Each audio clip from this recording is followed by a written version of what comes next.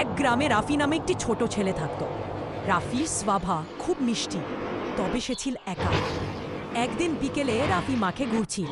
হঠাৎ ঝোপের ভেতর থেকে একটি ছোট সাদা খরগোশ লাফিয়ে বের হলো। খরগোশটির চোখ লালচে, নরম লোমে চকচক করছিল। খরগোশ ভয় পেয়ে পালাতে চাইছিল, কিন্তু রাফি ধীরে ধীরে কাছে গিয়ে মিষ্টি গলায় বলল, ভয় পেও না, আমি তোমাকে ধরব না, আমি তোমার বন্ধু হতে চাই।